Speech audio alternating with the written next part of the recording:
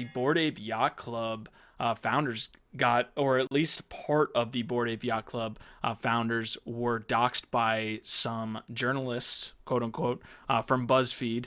And just the idea that, look, some people want to remain anonymous in this industry, and should they kind of have the right to be anonymous? And what do we think about, the BuzzFeed kind of coming out and actually doxing these people? So now people who are, at the helm of a multi-million-dollar project where an anonymity is important, where moving to, certain countries, is important, and all these different things.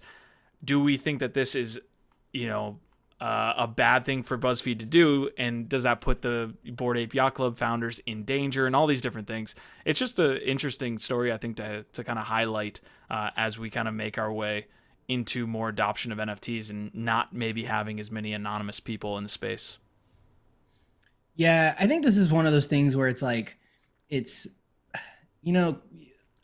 could you? Sure. Should you? I don't know. Like for me, I like to respect people's wishes as like, human beings. And these guys didn't really want to put out themselves out there publicly.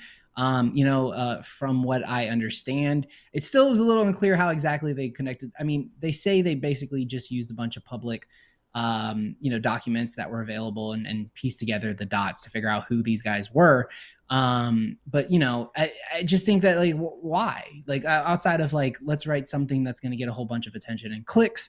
Like what just, do you feel better now that you outed these guys and you showed them? And BuzzFeed's argument is that if you are going to be at the helm of, what some are saying is $1 billion company, like the Bored Ape Yacht Club, should you be allowed to conduct business anonymously? And I think there's some arguments for both sides, right? Like in this way, the BAYC is incorporated. They do have, a business license. They are, they're doing everything above board. They're just not coming out there and saying like, hey, we're the guys behind this thing. And there's a lot of reasons why somebody may not want that. I mean, dude, nobody knows me. I'm not nobody from nobody, but me walking around New York City, like where and people who like recognize my face, was really a weird situation. Cause it's like from one place to the next, people are calling you out and they're tapping you on your shoulder. And that, to be on the BAYC level, I can't imagine. Like these dudes may have to consider, like legitimately may have to consider like a personal bodyguard at some point. Sure. You know what I mean? Like this thing is getting really, really big and they're worth a lot of money.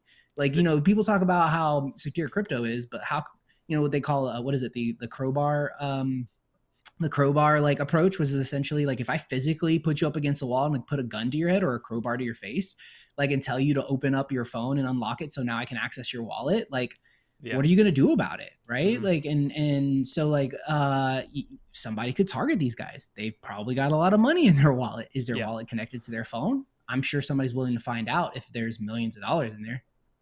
Some of these problems go for like all individuals, right? Like if you're a celebrity in not even in the NFT industry, if you're a celebrity in general, someone can do the same thing to you. It is funny to me that the NFT space has a little bit of irony when it comes to calling the security of individuals out when we're walking around showcasing that we own a Bored Ape by the stuff that we have. Like me and you don't have any bodyguards yet. We're walking around, NYC at night sometimes with, the fact that, hey, I own a Bored Ape. So there is a little bit of that where someone's calling out the security of now the founders that are doxxed, and yet they don't take themselves seriously when it comes to that security piece, because that's certainly another, part of it. The other thing is, like, again, this isn't totally anonymous. Pseudonymous means, a lot of different things, but these founders probably had doxed themselves to multiple individuals already. They're having different production, or different partnership meetings and things like this. So it's not a complete anonymous person going to be, now completely doxxed.